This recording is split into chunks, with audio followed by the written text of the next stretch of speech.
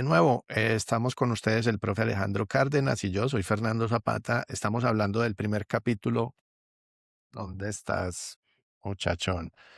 Del primer capítulo de este libro que se llama ¿Deberían los robots reemplazar al profesorado? Y que es el texto central en este curso. El primer capítulo, robots, automatización de la robótica y automatización de la enseñanza, lo estamos abordando con la compañía del profe Alejandro Cárdenas para darles algunas ideas y generar tal vez provocaciones que les alienten a hacer la lectura del texto y sobre todo a no resumirlo con IA. Entonces, mi profe, ¿qué más quisieras que destaquemos en el itinerario que nos estabas proponiendo? Vemos una diapositiva muy genial que dice Selwyn, optimista. Recuerda que se nos está grabando lo que vemos en tu pantalla. Ok, profe. Ya de Es, pantalla. ahí sí. Ok, profe, solo para hacer conclusión y un poquito para dar cuenta de este planteamiento de estas dos perspectivas que tiene Selwyn, quisiera destacar finalmente estos puntos del autor. Y es un poco en ese punto, insisto, optimista que él plantea. Él nos indica que efectivamente hay como nunca, una cantidad de dispositivos, sistemas y aplicaciones que efectivamente están, digamos, abordando aspectos de la enseñanza, ¿cierto? Entonces, efectivamente, los recursos, digamos, están planteados para hacer ese uso, digamos, en contextos de enseñanza, pero efectivamente son las reflexiones de en qué nivel o a qué nivel, digamos, lo podemos hacer. Lo segundo es efectivamente ya de cara al profesor, si efectivamente el ámbito de la automatización de tareas administrativas libera el tiempo de los profesores para la acción pedagógica. Todos los que estamos acá, o la mayoría somos docentes y sabemos que nuestro rol tiene un componente y pues obviamente pedagógico, pero también un componente administrativo o burocrático, como lo llaman algunos, bastante extenso. Entonces quizás ya hay una promesa también planteada y hay una reflexión sobre efectivamente identificar cuáles son esas tareas, digamos, administrativas que tenemos que hacer y cómo nos puede, digamos, ayudar, digamos, en nuestro rol docente para podernos enfocar y poder, digamos, dedicar y ampliar el tiempo a poder, digamos, desarrollar todo el contexto de acción pedagógica. Entender esto me parece importante y se lo comentaba el profesor también en una conversación, es que efectivamente son tecnologías que permiten mayor nivel de experimentación con los estudiantes. Ojo que Ujú. lo percibo y es que efectivamente una cosa es experimentar y otra cosa es que ese experimento lleve o logre, digamos, niveles de aprendizaje. Pero efectivamente es una parte, digamos, de las etapas que yo tengo que hacer en la parte de aprendizaje, donde efectivamente los chicos van aprendiendo y obviamente la IA, perdón, van experimentando y obviamente la IA les permite hacer una experimentación mucho más extensa, mucho más desarrollada y también entender un poco, digamos, cuál es el rol que tiene eso con el aprendizaje. Y efectivamente, es esa promesa, digamos, de entender que podemos tener niveles superiores de aprendizaje, de enseñanza, si los hago con IA, así los hago con un profesor humano. Insisto, es una promesa, es una declaración, es una promesa de venta de muchas de estas tecnologías que hemos logrado ver, pero efectivamente allí es donde insisto, el rol de nosotros es de alguna otra manera demostrar cuál es nuestro rol, digamos, en ese punto. Finalmente, digamos, ya lo hemos mencionado un par de veces, el tema del Qué nota. solucionismo Genial. tecnológico y es básicamente entender que efectivamente esas dificultades pedagógicas no se resuelven con tecnología. Creo que hay un asunto estructural del planteamiento que hace Selby y ahí es donde nosotros tenemos que ser críticos con un poco el abordaje, digamos, que va llegando a nuestras organizaciones académicas, de efectivamente saber si esa herramienta que nos están recomendando la tenemos que asumir directamente completa o si tenemos que hacer, digamos, alguna validación o alguna selección, digamos, de algunos elementos, pero esa no necesariamente es la solución. El tema también de que efectivamente puede pasar que nuestro ejercicio docente se empobrezca porque nos volvemos es operadores de flujos y tareas y solamente revisores de métricas para entregar un informe, pues obviamente tiene, digamos, ese riesgo.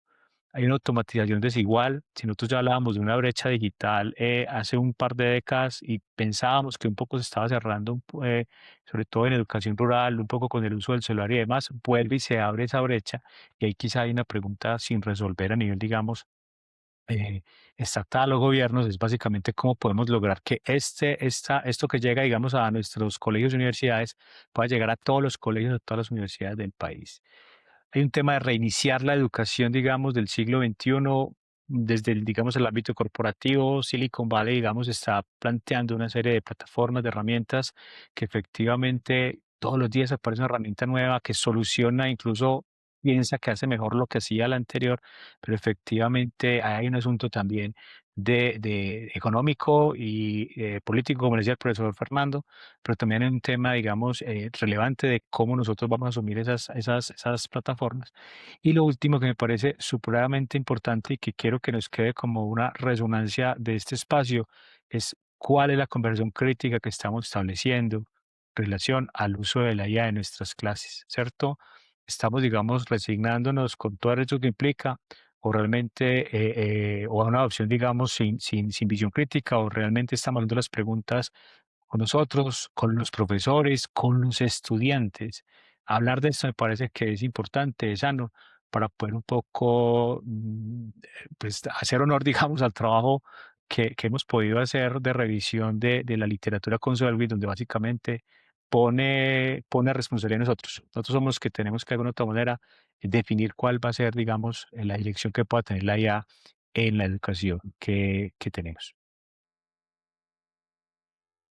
Maravilloso. Me gusta mucho, profe, la forma en la que has destacado estos hitos del texto, porque no hemos dispuesto en esta conversación de un resumen, sino de, digamos, como unas resonancias que me parecen claves para alentar la lectura del texto de estos primeros dos apartados por parte de las profes y de los profes que nos están acompañando. Si quieres, puedes dejar de compartir la pantalla para verte.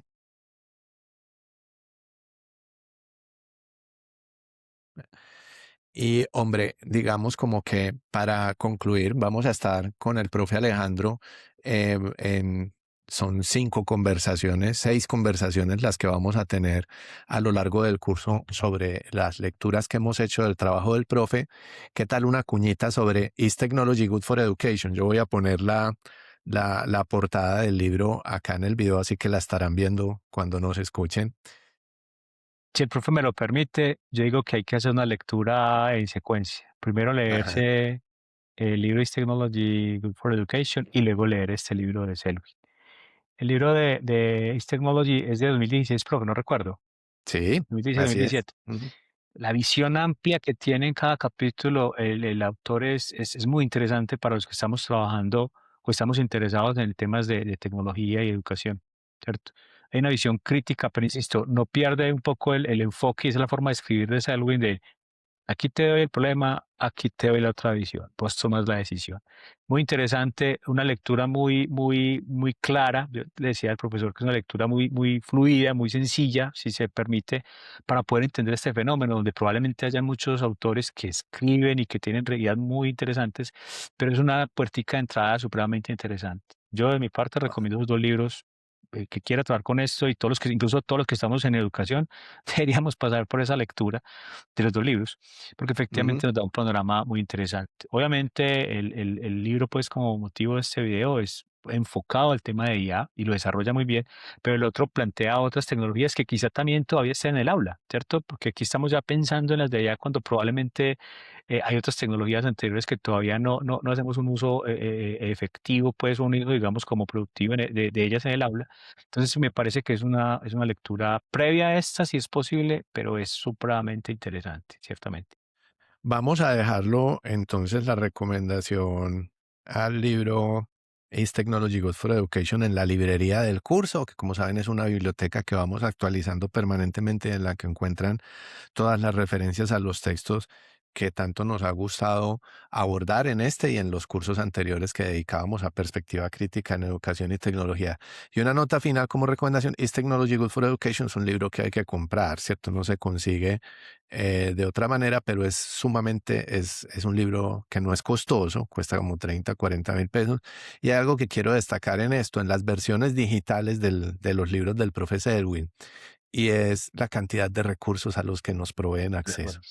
¿Cierto? En las versiones digitales, mis profes, es muy interesante ver cómo están enlazados muchos recursos bibliográficos y videográficos, varios de los cuales encontrarán en el nodo complementario, para que sepan que mientras están leyendo, simplemente entran al sitio del curso, miran allá abajo y seguramente verán los videos de los que el profe nos habla o recursos que nosotras y nosotros hemos buscado para complementar la comprensión de lo que él nos dice cuando referencia a estas voces, como la profe Judy Bassman, de quien les dejamos un video, ella hablando un poco sobre la automatización de la vida, eh, como consecuencia de nuestra relación con las tecnologías. Entonces, que eso está en el libro de Is Technology Good for Education y en la versión digital que les proveemos de los robots también, ¿cierto? Muchos enlaces que le permiten a uno armarse un inventario de recursos valiosos, tanto bibliográficos como de otro tipo, ¿cierto? Es algo que nos gusta de esas versiones digitales. Bueno, Alejo, entonces nos vemos en unas semanas para conversar sobre el que se nos viene, que es demasiado genial, que es de los robots físicos en el aula. A ver a todos esos muñecos, cómo es que desde hace décadas, para que lo sepan profesoras y profesores, hemos tenido robots programados con inteligencia artificial presentes en el aula de clase y acompañando actividades académicas, que esto de ChatGPT pues era muy nuevo, pero la IA ha estado en el ámbito educativo hace muchos años y con ello pues contamos con recursos para pensarnos este tema desde lugares mejor asistidos. Así que en unas semanas de nuevo aquí, mi profe. Muchas gracias por Claro, aceptar esta invitación y no, ayudarnos a entender qué es lo que está presente en el texto del profe. no, mucha suerte en esta aventura para todos y nos vemos en otro video. Muy bien.